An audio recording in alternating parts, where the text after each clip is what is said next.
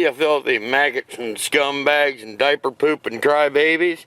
Look what we got here.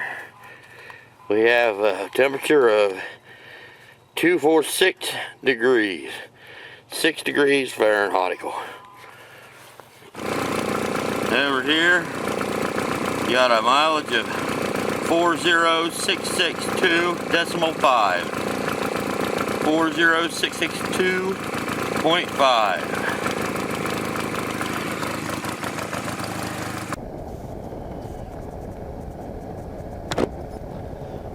No bastard ever won a war by dying for his country. You won it by making the other poor dumb bastard die for his country. Man, all this stuff you hear about America not wanting to fight, wanting to stay out of the war, it's a lot of bullshit. Americans love to fight.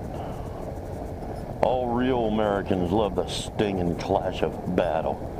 When you were kids, y'all admired the champion marble shooter, the fastest runner, the big league ball players, and the toughest boxers. Americans love a winner and will not tolerate a loser. Americans play to win all the time. That's why Americans have never lost and will never lose a war. The very thought of losing is hateful to Americans. Battle is the most significant competition in which a man can indulge. It brings out all of his best and removes all of his base. You're not all gonna die. Only 2% of you right here today will be killed in a major battle. Every man is scared in the first action. If he says he's not, he's a goddamn liar. But the real hero is the man who fights even though he's scared. Some win, get over their fright in maybe a minute or under fire. Some take an hour, and for some it takes days. But the real man never lets his fear of death overpower his honor, his sense of duty to his country, and his innate manhood. All through your Army career, you men have bitched about what you call this chicken shit drilling. Well, that's all for a purpose. To ensure instant obedience to orders and to create constant alertness. This must be bred into every soldier. I don't give a fuck for a man who is not always on his toes. But the drilling has made veterans of all of you. You are ready. A man has to be alert at all times if he expects to keep on breathing. If not, some German son of a bitch will sneak up behind him and beat him to death with a sock full of shit. There are 400 neatly marked graves in Sicily, all because one man went to sleep on the job. But they're German graves because we caught that bastard asleep before his officer did. An army's a team. It lives, eats, sleeps, and fights as a team. This individual hero stuff is bullshit. The bilious bastards who wrote that stuff for the Saturday Evening Post don't know any more about real battle than they do about fucking. And we have the best team. We have the finest food and equipment. We have the best spirit. And we have the best men in the world. Hell, we got rebels. And my God, I actually pity those poor bastards that we're going up against. All the real heroes are not storybook combat fighters. Every single man in the Army plays a vital role. So don't ever let up. Don't ever think your job is unimportant. What if every truck driver decided that he didn't like the whine of shells and turned yellow and jumped headlong into a ditch? That cowardly bastard could say to himself, well, hell, they won't miss me, just one man in thousands. But what if every man said that? Where in the hell would we be then? No, thank God Americans don't say that. Every man does his job. Every man is important. The ordnance men are needed to supply the guns. The quartermasters need to bring up the food and the clothes for us because where we're going, there ain't a hell of a lot to steal. The last damn man in the mess hall, even the one who boils the water to keep us from getting the GI shits, has a job to do. Each man must think not only of himself, But think of his buddy fighting alongside him.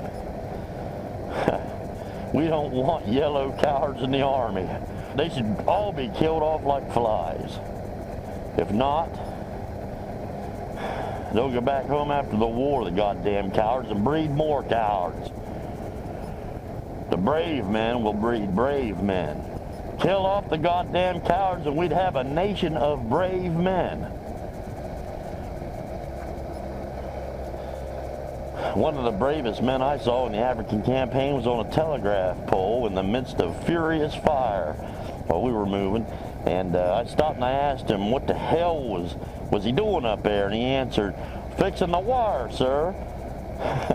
I said, "Well, isn't that a little unhealthy up there right now?" And he said, "Yes, sir, but this goddamn wire has to be fixed." And I asked, "Don't those planes strafing the road bother you?" And he answered, "No, sir, but you sure as hell do." Now there's a real soldier, a real man. A man who devoted all he had to his duty, no matter how great the odds, no matter how seemingly insignificant his duty appeared at the time.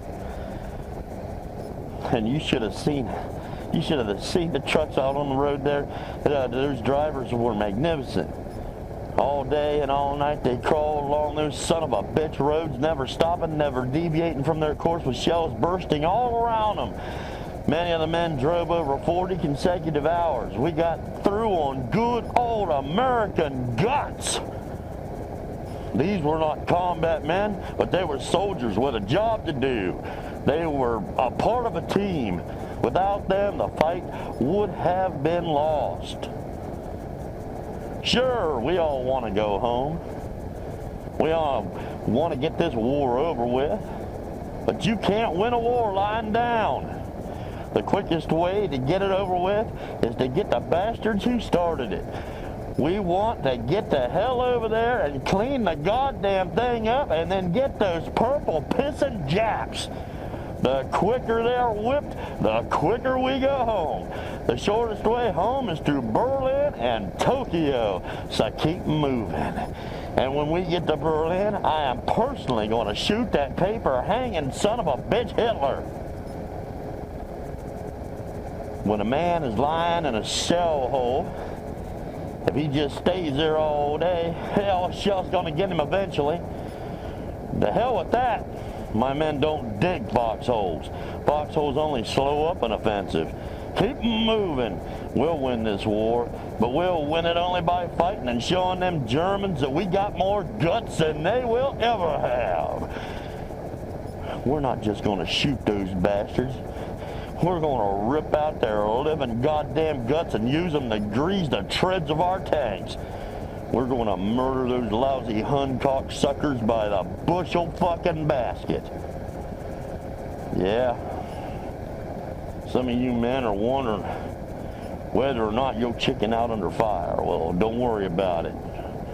I can assure you that you all do your duty. War is a bloody business, a killing business. The Nazis are the enemy. Wade into them. Spill their blood or they will spill yours. Shoot them in the guts. Rip open their belly. When the shells are hitting all around you and you wipe the dirt from your face and realize that it ain't dirt, but it's the blood and guts of what was once your best friend, well then you'll know what to do. I don't want any messages saying I'm holding my position. We are not holding a goddamn thing. We are advancing constantly, and we are not interested in holding anything except the enemy's balls. We are going to hold him by his balls, and we are going to kick him in the ass. Twist his balls and kick the living shit out of him all the time. Our plan of operation is to advance and to keep on advancing. We're going to go through the enemy like shit through a tin horn. There'll be some complaints that we're pushing our people too hard. I don't give a goddamn about such complaints. I believe that an ounce of sweat will save a gallon of blood. The harder we push, the more Germans we kill. The more Germans we kill, the fewer of our men will be killed. Pushing harder means fewer casualties. I want you to all remember that. My men don't surrender. I don't want to hear any soldier under my command being captured unless he is hit. And even if you are hit, you can still fight. And that's not bullshit either. And don't forget, you don't know I'm here at all. No word of the facts is to be mentioned in any letters. The world is not supposed to know what the hell they did with me. I am not supposed to even be commanding this army. I'm not even supposed to be in England. Let the first bastards to find out be the goddamn Germans. Someday I want them to rise up on their piss-soaked hind legs and howl, ah! The goddamn Third Army and that son of a bitch Patton again. Well, then there's one thing you men will be able to say when this war's over and you get back home. 30 years down the road from now, when you're sitting by your fireside with your grandson on your knee and he asks, "What'd you do in the Great World War II?" You won't have to cough and say, "Well, your granddaddy shoveled shit in Louisiana." No, sir, you can look him straight in the eye and say, "Son, your granddaddy rode with the Great Third Army and a son of a goddamn bitch named George Patton." All right, you sons of bitches, you know how I feel now. And I'll be proud to lead you wonderful guys in battle anytime, anywhere. That is all.